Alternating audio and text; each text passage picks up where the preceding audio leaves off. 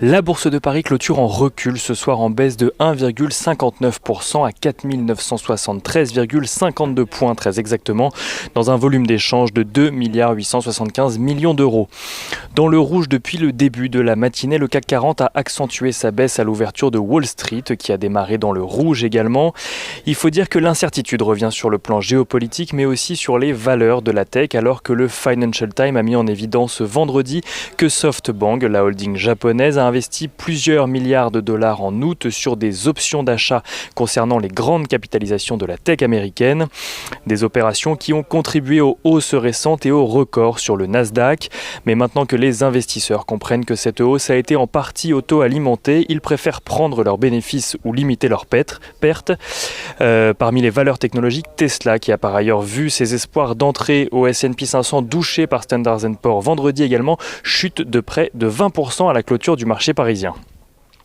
Sur le plan géopolitique, les tensions entre la Chine et les États-Unis reviennent sur le devant de la scène. En pleine campagne électorale, Donald Trump a annoncé envisager de découpler les économies américaines et chinoises, mais surtout d'appliquer de nouveaux droits de douane massifs à l'encontre des produits chinois, afin de mettre, je cite, fin à la dépendance des États-Unis vis-à-vis de la Chine. Donald Trump qui a également menacé de priver de contrats fédéraux toutes les entreprises qui sous-traitent des emplois en Chine. Des propos à relativiser du fait que Donald Trump ait fait de la fermeté face à la Chine un de ses grands thèmes de campagne, mais qui ne sont pas de nature à rassurer les investisseurs sur les relations sino-américaines.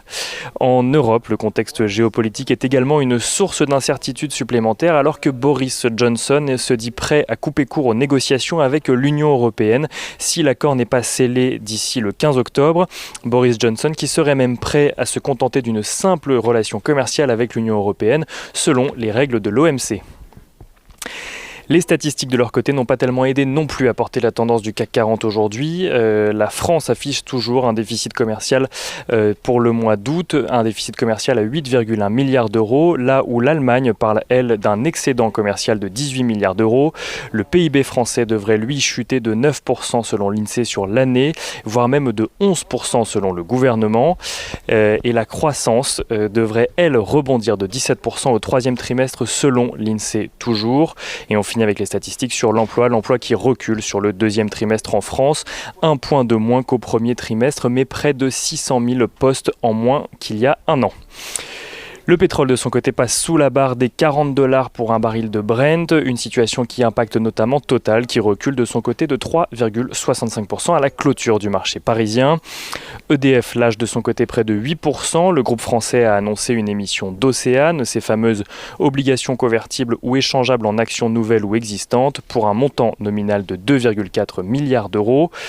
Europcar Mobility lâche de son côté près de 40% sur la journée après l'annonce de discussions avec ses créanciers afin de restructurer sa dette qui s'élevait à 1,25 milliard d'euros à fin juin. Et on regarde rapidement ce qui se passe du côté de l'or qui recule également. L'once s'estime à un peu plus de $1 920, tandis que l'euro-dollar de son côté passe juste en dessous de la barre des 1,18 pour 1 euro à l'heure de la clôture parisienne. Et on finit avec l'agenda. Demain, les actualités économiques seront essentiellement chinoises. Au programme, l'indice des prix à la production et à l'importation dans l'industrie en Chine, mais aussi l'inflation, toutes ces statistiques pour le mois d'août. En France, les investisseurs suivront l'indice du sentiment économique pour le mois d'août également, publié par la Banque de France. Et côté entreprise, Groupe Open, Somfy ou encore Jacquet Metal Service présenteront leurs résultats semestriels. Partouche publiera les résultats de son troisième trimestre. Et enfin, Air France KLM nous dévoilera son trafic aérien pour le mois d'août.